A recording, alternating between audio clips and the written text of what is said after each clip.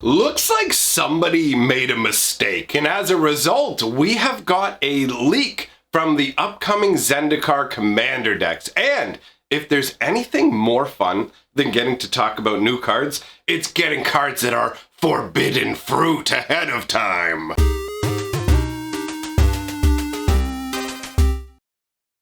Greetings, owners of fine luxury cardboard rectangles. We are here today to talk about the leak from the brand new Commander deck. We get to see who the overall commander is from one of the two decks. Obviously, it's here beside me. Before I get into that, I had recently mentioned in a couple of videos that these shirts are available, you know, looking all nice and sleek. And you guys, some of you at least, had requested that I do a variation of the shirt where you could just get like the shield up in the corner or whatever, that sort of setup. Well, I'm happy to announce those shirts and mugs and stuff like that are now all available in the merch section down below. It should just be displayed or whatever. So if you wanted a different choice, now you got it. Go get you some goodness. Now, in terms of Commander decks, this is the way they would normally deliver Commander decks in the past, right? I mean, there were other versions of the boxes slightly,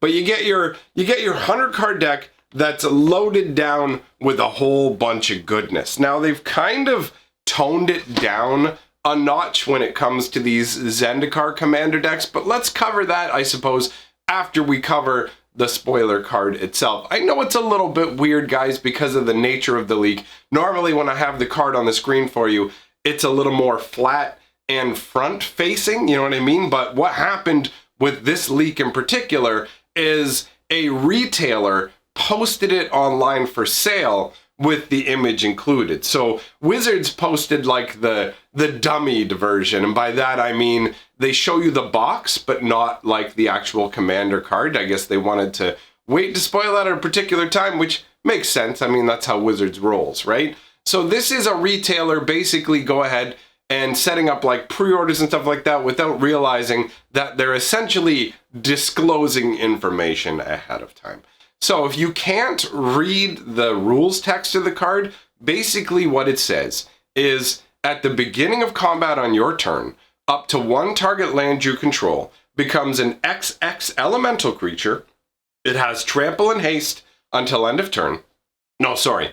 The way that I worded that slightly changes the wording. Because I paused it, it's going to make it sound like it permanently makes the land into a creature and gives the abilities until end of turn. It's amazing how slightly modifying something greatly changes the rules of the card. So I'm going to take this from the top and start from the beginning. Bear in mind, this is all just until end of turn, okay? So at the beginning of combat on your turn, up to one target land you control becomes an XX elemental creature with trample and haste until end of turn, where X is Oben's power. It's still a land, okay? And you can see he's a 3/3. So essentially, he's going to make a 3/3 land with nothing else coming into play if you don't like change his power by using the second ability he has, for example. Landfall. Whenever a land enters the battlefield under your control, put a +1/+1 counter on target creature. So, I mean, theoretically, it's really simple and straightforward. You can just lay a land. All of a sudden, he's a 4/4 now, and you can make a land into a 4/4 for free each turn. So, like off the top, if you look at his casting cost, he costs, sorry, it's, what does it say here? I scrolled it down a little too much. I couldn't see his casting cost. 1 white, 1 red, 1 green, and 1 generic mana. So he costs 4 in total for a 3/3.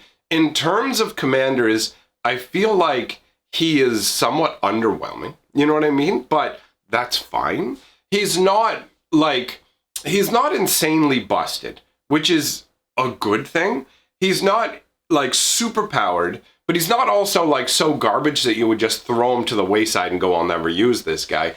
I think what they're aiming for with these decks, when it comes to these Commander decks, they aren't meant to be as strong as this style of Commander deck that I have right here, okay? These are more expensive products that are more like turbo loaded. You buy a Commander deck like this, and you're getting like 30 different rares, right? Like you get a lot of rares in these decks.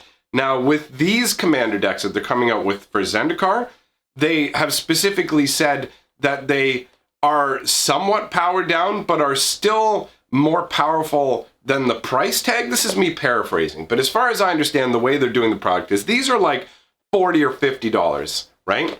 And bear in mind, I'm in Canada, so if you're somewhere else, your prices may vary. But 40 or 50 bucks to grab one of these decks, right? And these other Zendikar decks that we're looking at that has a spoil card in it are going to be like $20, $30 decks. So they're considerably cheaper. And as a result, I expect there to be fewer rares overall and fewer of the more amazing, powerful cards. But in a way, that's a good thing from the perspective of somebody who plays Commander, not me, but from the perspective of somebody who plays Commander. I'm sure you run into a situation where as they keep ramping up the power level and creating these sort of like must-have cards for Commander. If you want an example of a must-have card for Commander, think like Arcane Signet, right? Where they came up with that for Brawl, but ultimately the card basically is usable in almost any Commander deck. The only Commander decks you might not play it in is a monocolored Commander deck because it's it's a mana rock that's only 2 to put out and can produce any color your deck needs. That's really, really good for Commander, right? Like very clearly, that's an upgrade. But if that's all Wizards does, then it pushes the like Commander power level up and up and up and up and up into like insane power creep territory. And also, part of Commander is building upon what you have. So you would take like a weaker precon and then go, how do I spice this up and start to add different cards in it, right? And you build around the Commander. Now, Oben definitely feels like a build around me style Commander, right? He's going to animate one of your lands each turn. And so you've got the whole, I'll always have a creature. Like, as long as I have my Commander out, I'll always have a creature. It will always be a land. What sort of weird things can I do to take advantage of this? Do I play an enchantment that makes all my lands indestructible? Things like that. And also a +1/+1 counter every time a land comes out. I'm sure there are ways to abuse that considerably as well. So the card comes in reasonable on the power scale, where it's not a must-have card, but it is powerful enough. Like, I would put this guy into my cube and give him a try. Would he be good enough?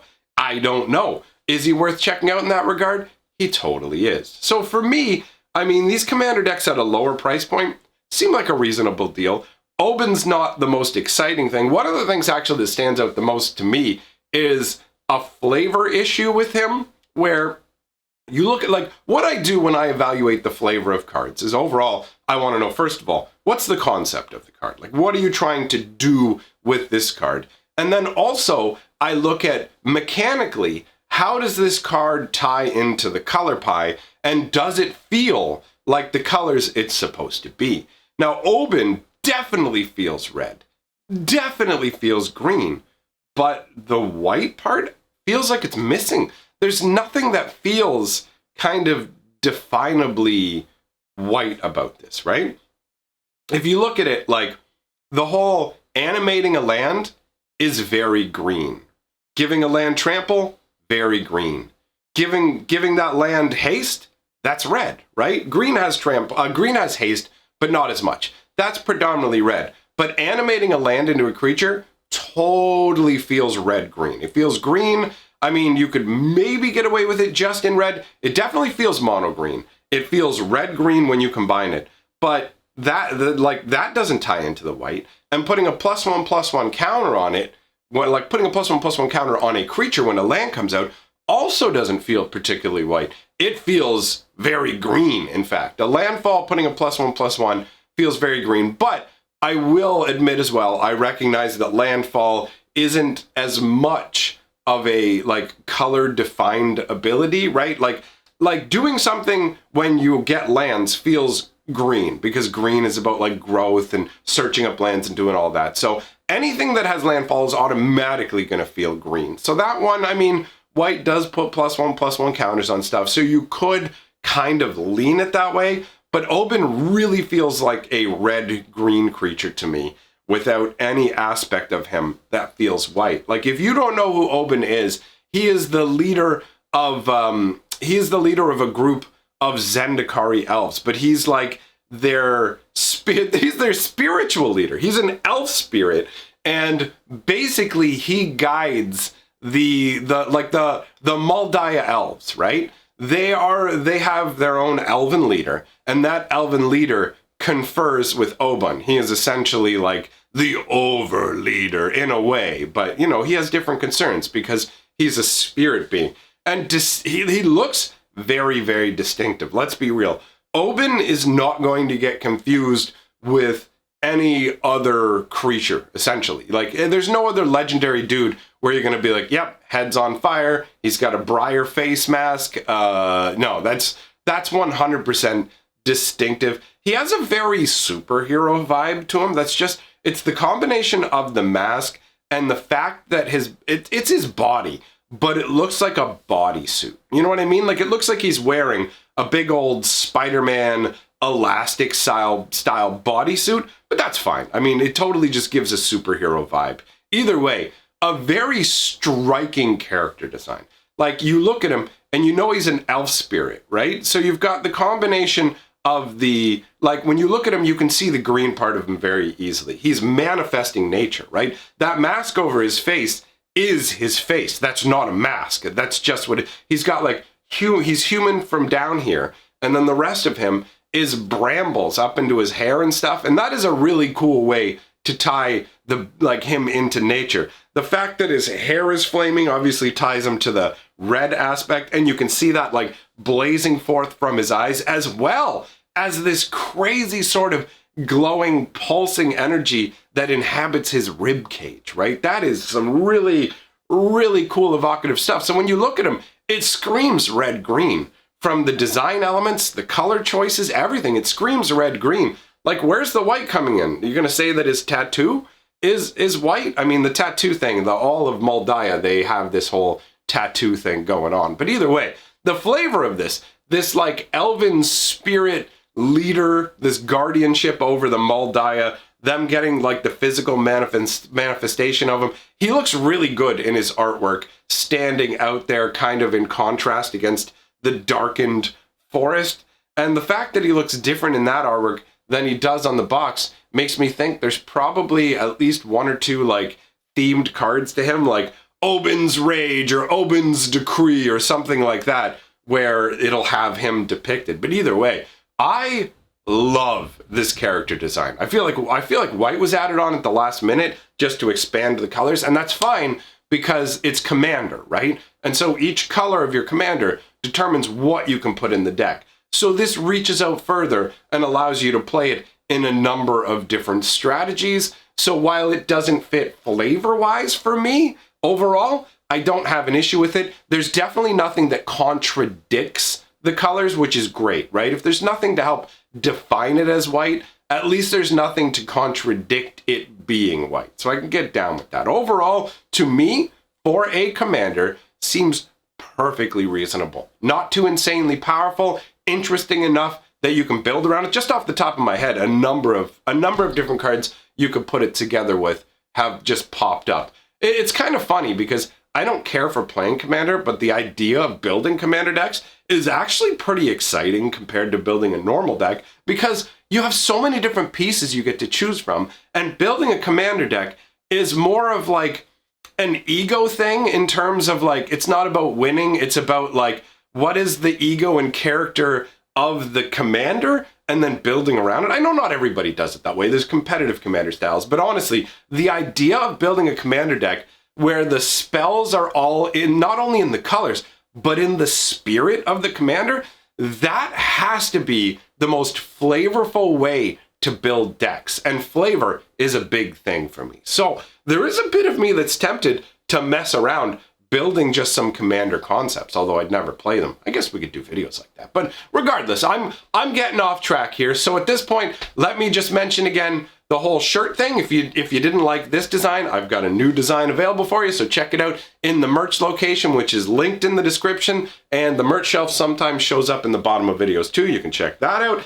And other than that, I've got an amazing, and I mean amazing, new Magic Lore video that's dropping tomorrow on my lore channel. So if you haven't checked out my lore channel yet, go over there, watch all the Magic Lore already so that you're up to speed, because tomorrow we are going to be dropping an insanely good episode of the Time Stream Chronicles. So thanks for coming by, my friends. If you like what I'm doing here, like, comment, subscribe. That all helps the channel out. If you love what I'm doing, jump on my Patreon. Thanks for coming by, everybody. And tomorrow, I'm over on my lore channel, so that's where I'll see you.